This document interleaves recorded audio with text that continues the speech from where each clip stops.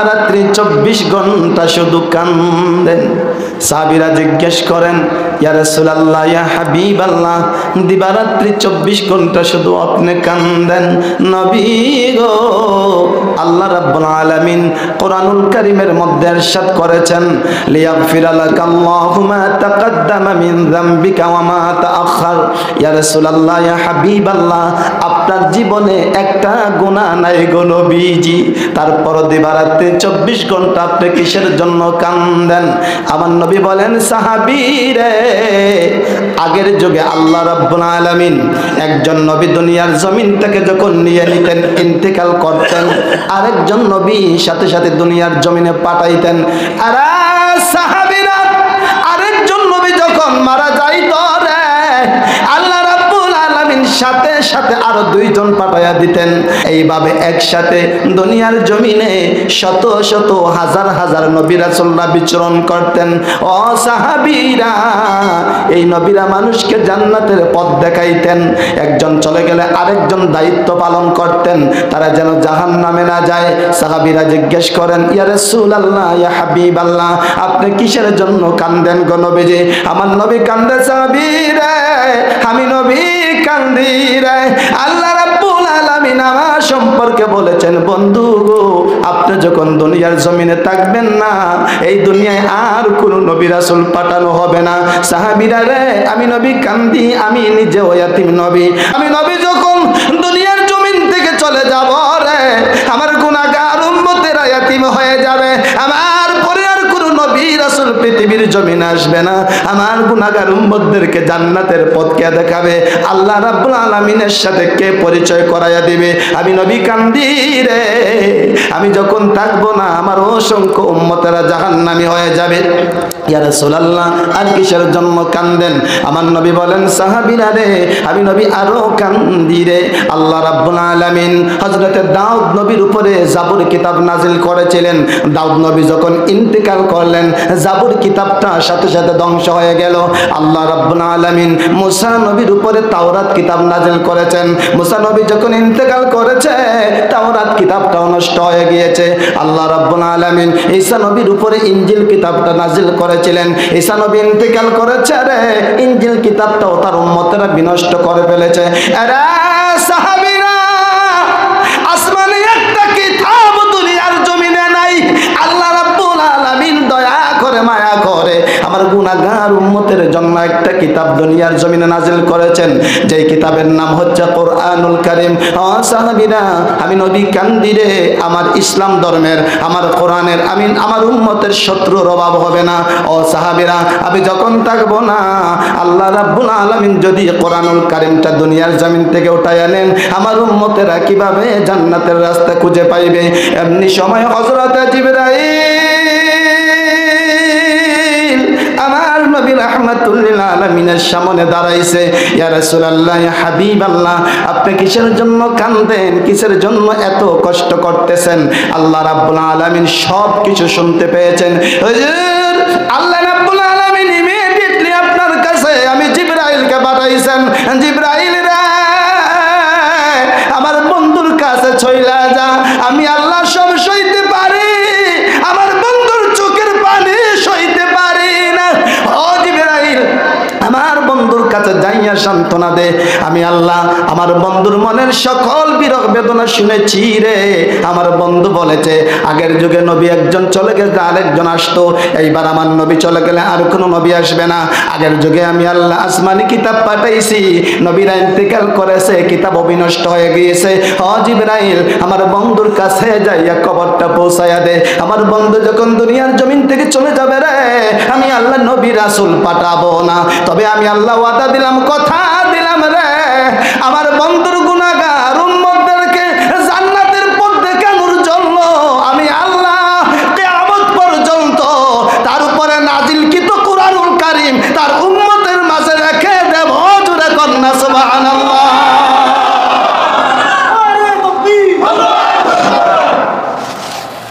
কোরআনুল কারীম আমি আল্লাহ কিয়ামত পর্যন্ত সংরক্ষণ করব।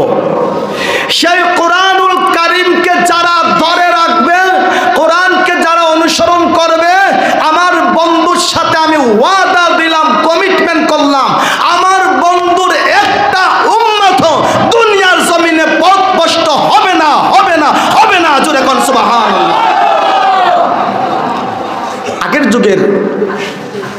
নবী রাসূলদের উপরে আমি কিতাব নাজিল করেছিলাম, তবে সেই কিতাবগুলোতে একটা আয়াত ছিল না, যেই আয়াত কোরআনে আছে। সেই আয়াত যদি আগের কিতাবগুলোতে থাকতো তাহলে কিতাব বিনষ্ট হতো না, পৃথিবীর কেউ ধ্বংস করতে পারতো না। আয়াতটা কি? আল্লাহ রাব্বুল আলামিন বলেন, বিসমিল্লাহির রহমানির রহিম,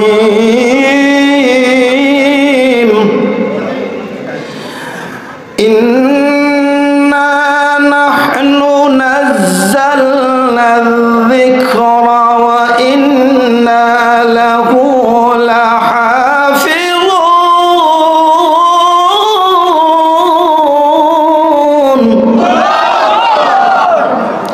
এবার তর্জমাটা বলি। আল্লাহ রাব্বুল আলামিন বললেন, ইন্না নাহনু, নিশ্চয় আমি আল্লাহ, নাযালনা যিকরা, এখানে যিকির দ্বারা মারজা হচ্ছে কোরআনুল কারীম। তবে আল্লাহ এখানে কোরআন নাজিলের ক্ষেত্রে নাযালনা শব্দ ব্যবহার করেছেন। নাযালা ইউনাজ্জিলু আত-তানজিল মাসদার থেকে আল্লাহ বলেছেন আমি নাজিল করেছি। নাজালা ইয়ানজিলু আন-নুজুল থেকে না। এখানে হরফ বেশি, এই নাযালনার শব্দের স্বতন্ত্র ব্যাখ্যা রয়েছে, তাফসীর রয়েছে। কেন আল্লাহ নাযালনা বললেন? আল্লাহ বলেন এই কোরআনটা আমি আল্লাহ নাজিল করেছি, ওয়া ইন্না লাহু লাহাফিজুন, অবশ্যই অবশ্যই আমি আল্লাহ কিয়ামত পর্যন্ত এই কোরআনকে রক্ষা করব। পৃথিবীর সমস্ত পরাশক্তি যদি আমার কোরআনের বিরোধিতায় লিপ্ত থাকে, কোরআনকে ধ্বংস করতে যদি তারা চায়, কোরআনের নূরে আলোতে পুরে ছাই হয়ে যাবে, আমি আল্লাহর কোরআনকে তারা একটা নোক্তাও বেশ কম করতে পারবে।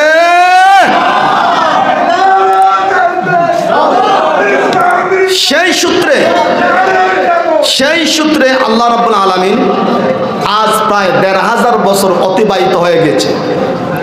এই কোরআনুল কারীম যেইভাবে আল্লাহর রাসূল পেয়েছিলেন, এই কোরআনকে পরিবর্তন করার জন্য হাজার lakh crore million billion trillion অক্টোলিয়ন সংখ্যায় ডলার খরচ করা হয়েছে। আল্লাহর কোরআনের একটা নক্তার পরিবর্তন তারা ঘটাতে পারে নাই। জোরে কোন আল্লাহু আকবার। তার কারণ একটাই, এই কোরআনের দায়িত্ব আল্লাহ নিজ হাতে গ্রহণ করেছেন। আর আল্লাহর সাথে এই জমিনের মধ্যে যে বা যারাই চ্যালেঞ্জ করেছে, তারা যত বড় পরাশক্তি হোক না কেন, এই জমিনে তারা দরাশক্তিতে পরিণত হয়েছে। জোরে কোন ঠিক না? তাহলে কোরআনটা এখানে আছে। আচ্ছা বলুন, আল্লাহর রাসূল তো নাই, কোরআনও যদি না থাকতো আমরা কি জান্নাতের রাস্তা খুঁজে পাইতাম? এরকম মাদ্রাসা হইতো? আমরা হক বাতিলকে বুঝতে পারতাম? কোরআন ছাড়া কোনোভাবে সম্ভব হইতো না। এইবার আপনাদের কাছে একটা প্রশ্ন, এই পৃথিবীতে অনেক ধর্ম রয়েছে, তন্মধ্যে আপনারা জানেন সনাতন একটা ধর্ম আছে, হিন্দু ধর্ম না, হিন্দু কালচারের নাম সনাতন একটা ধর্ম আছে। যদিও প্রচলিত হিন্দু ধর্ম, হিন্দু ধর্মের কিছু বই পুস্তক আছে, গীতা আছে, বেদ আছে, রামায়ণ আছে। কোনো মুসলমান ব্যক্তি যদি তাদের ওই বই পুস্তককে, তাদের পবিত্র গ্রন্থকে চিরসত্য মহাসত্য আসমানি গ্রন্থ বলে, তার কি ঈমান থাকবে? আরো জোরে কোন? তাদের কোনো বই পুস্তককে যদি আপনি বলেন ডিভাইন বুক, আসমানি গ্রন্থ এবং চিরসত্য মহাসত্য, আপনার ঈমান থাকবে না, কাফির হয়ে যাবেন, মুরতাদ হয়ে যাবেন। কিন্তু একজন হিন্দু পণ্ডিত ব্যক্তি আল্লাহর কোরআনের পক্ষে, সে শুধু সাক্ষ্য দেয় নাই, একটা গজল বানাইছে। এখন আল্লাহু আকবার। সে কি বলছে? হিন্দু ব্যক্তি কোরআনের পক্ষে একটা গজল বানাইছে। ও কোরআন প্রেমিকেরা, ও কোরআনের ভিত্তি স্থাপন যারা এখানে করছেন, আপনাদেরকে শোনাইতেছে, শুনাই। হিন্দু ব্যক্তি কি বলে? যদি আগুন লাগে ধ্বংস হয়ে যায় পৃথিবীর সব বইয়ের দোকান, তব বিশ্ব থেকে হারাবে না পবিত্র কোরআন। জুড়ে কোনটা কিনা? আর কেমন করে ধ্বংস করবে আগুনের তেজ, আছে বিশ্বভরা লক্ষ লক্ষ কোরআনের হাফেজ। জুড়ে কোন ঠিক না? তারা ছাপাবে আসমানি গ্রন্থ, ছাপাবে আসমানি গ্রন্থ, রাখিবে ইসলামের মান, তবু বিশ্ব থেকে হারাবে না পবিত্র কোরআন। জুড়ে কোন ঠিক না? যদি আগুন লাগে ধ্বংস হয়ে যায় পৃথিবীর সব বইয়ের দোকান, তবু বিশ্ব থেকে হারাবে না পবিত্র কোরআন।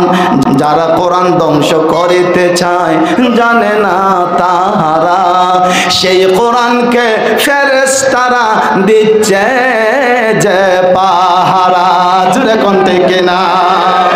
সে যায় আমার নবীর সাধনার ধন, নূর নবীজির সাধনার ধন, ওই হিন্দু কয় রাব্বুলের দান, তবু বিশ্ব থেকে হারাবে না পবিত্র কোরআন। জুড়ে কোন ঠিক না?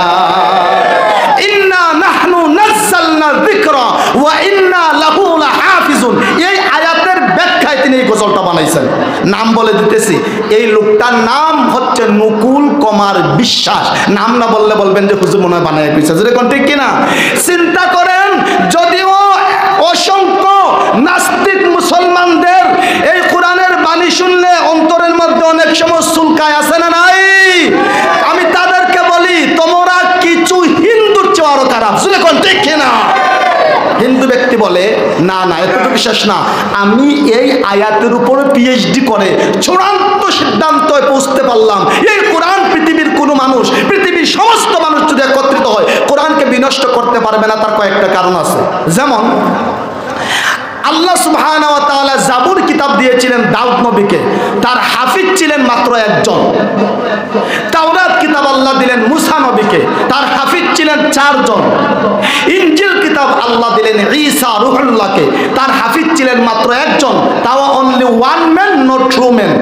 আমরা পূর্বের আসমানি কিতাবে হাফিজ পাইলাম 1 জন, 2 জন, 4 জন।